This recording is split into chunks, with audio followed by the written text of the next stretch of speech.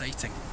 For those of you who are Star Trek fans, as I mentioned in one of our earlier episodes, this is where you get to become the captain of your own ship and you start to take control of the control column of your mobility scooter.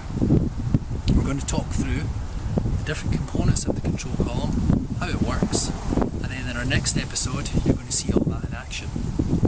So the very first thing you need to know is how to switch your mobility scooter on. This is done with your key that will be provided. I wouldn't take both of those keys with you at any point so that you've got a spare. It simply slots in here and turns, and that's it into the on position. But that's all we're going to do with that just now until you understand how to actually control the device safely using your exciting control column. Now, it's got a number of complicated components to it, but I'm confident that with a lot of effort and repetition and people telling you how to do it several times, maybe raising their voice a few times, there may be one argument, maybe two, crashing into a few things at slow speed, but eventually, after all of that, you'll probably be absolutely fine and be able to control it with some degree of precision. The complicated controls, they are very complicated. There are two of them. One of them is to control your mobility scooter in a forward direction, and then the other one is for reverse.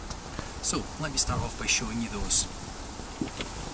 With your hands on the handlebars of your chopper, you can quite easily with your thumbs reach down and touch these two little sticky out bits. The one on the right, which has got an F on that side, is for forward. The one on the left, which has an R, is for reverse. Quite clever, I suppose. By pressing like this with the forward control, your mobility scooter will go forward. By doing this, it will go in reverse. But even more exciting, and if you can get on my face here for this cameraman, even more exciting, this is not a binary system. No, it's not a straight on-off, and this is where some of the complexity comes in. Depending on how far you press this will depend on how fast your mobility scooter goes. That's right. If you touch it slightly, it will go forward very slowly. The more you press it, the faster your scooter will go in either direction, and that's going to take a lot of adjustment in your... The second thing that you can control in terms of speed is the top speed. And let me just quickly show you how to do that. If you can come in closer, camera person. Here is the maximum speed control. So you can actually determine what the maximum speed you want to go in when you have this completely pushed in. Now we've got a weird person who is walking past just now talking. I mean, we're not weird, we're doing an official podcast. Hello! Wave, we're filming.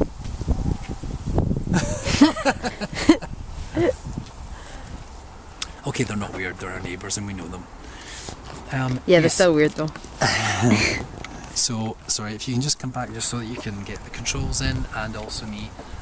It's a work experience person I've got on the cameras just now, so I apologise for some of the shaky camera work. Please don't give me the victory V's. Okay, so, first of all, when you're heading out, you want to decide to yourself, how am I feeling today? Do I want to be going at a very slow, sedate pace, or do I really want to open her up and let her go? That's where you would decide what your maximum speed for this trip is going to be, although you can adjust it during the trip if you change your mind. I'm going to set it in the middle setting, which is 5.5. Interestingly, it goes up to 10 and then it says max after that, which is a bit like 11, like Spinal Tap, so it really is quite cool. So I'm going to set it at 5. That means if I fully press in this yellow forward control, it's going to go to 5 speed. I don't really know what that means. We could maybe measure it at some point in the future. I'm guessing it's going to be somewhere in the region of 3 miles an hour, which is a steady walking pace. Then, when you're ready to go, you depress the yellow control and you will go forward. So, that's moving. While we're here, I might as well show you a couple of other things. First thing, I'm going to turn on the ignition for this because it won't work unless I do, is the horn, which is the yellow control down here. That's to say I'm an old person, I'm coming through, I'm not in full control of this vehicle, but it is quite heavy and so it could hurt you quite badly. It's kind of shorthand for that. Second thing you have is the blue control, which is to switch on and off your lights. I'm going to switch them on now and our cameraman will show you in a fantastic way what that looks like.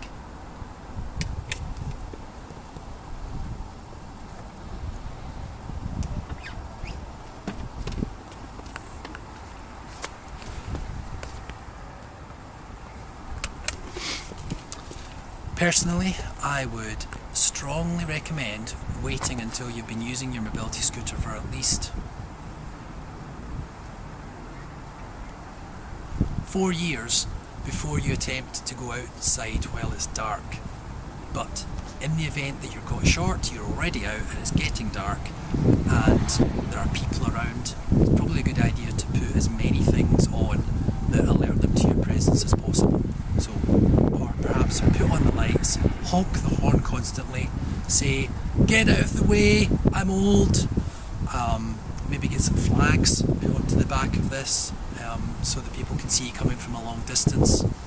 You know, things like that. Be creative, but make sure that everybody knows you're there because you could really hurt them.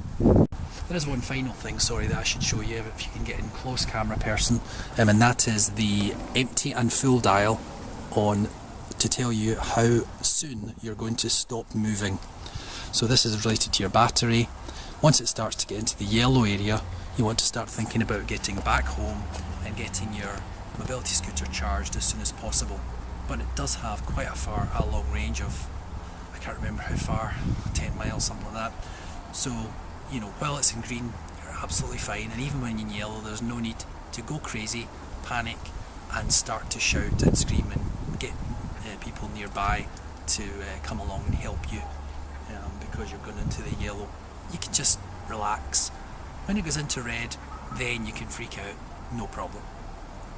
Okay, well, that's all for this episode. I know it's a bit longer than normal, but that was really complicated today. My camera person's arms are clearly getting very tired. My name's David Garrick, and I'll be with you again soon for the most exciting edition yet. So tune in as we actually try moving in the mobility scooter. Thanks.